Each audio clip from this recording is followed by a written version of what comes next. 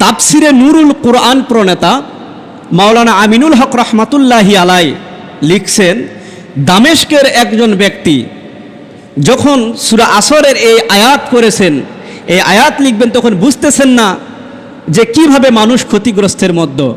তখন তিনি দামেস্কের একটা বাজারে গেলেন, যাওয়ার পর দেখলেন আইসক্রিমওয়ালা, বরফওয়ালা, জানেন তো নাকি আইসক্রিমওয়ালা তার কাঠের বক্সের উপরে যখন বাড়ি দেয় অনেক জোরে শব্দ হয়, আওয়াজ হয়।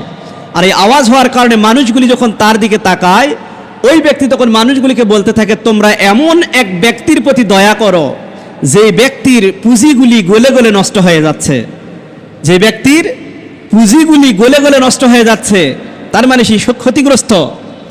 তাহলে বুঝতে হবে, বরফওয়ালা সময় মতো যদি বরফ বিক্রি করতে না পারে তাহলে কিন্তু তার বরফটা সারা জীবন ঠিক থাকবে না।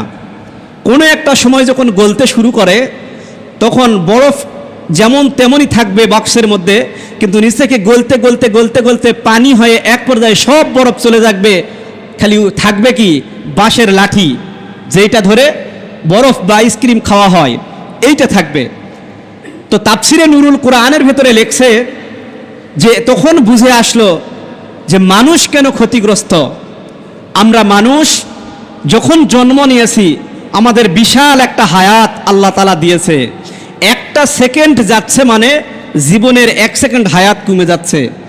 1 মিনিট, 1 ঘন্টা, 1 দিন, 1 মাস, 1 বছর যাচ্ছে মানে আমার জীবন থেকে 1টা বছর কমে যাচ্ছে। কথা কি স্পষ্ট? কিন্তু আমরা কিন্তু বুঝতে পারতেছি না যে আমাদের হায়াত শেষ হয়ে যাচ্ছে। অবশেষে এমন একটা সময় চলে আসবে যে সময় আমরা দেখতে পাবো যে আমাদের জীবনের সব হায়াত শেষ। আইসক্রিমওয়ালার সব আইসক্রিম, বরফওয়ালার সব বরফ যেমন পানি হয়ে গেছে, আমার জীবনের হায়াত 1 সেকেন্ড, 1 মিনিট করে যেতে যেতে এমন একটা সময় রূহ নামক বস্তুটি যখন চলে যাবে, বরফের যে লাঠি থাকে এই লাঠির মতো আমার এই মানব দেহটা জমিনে পড়ে থাকবে।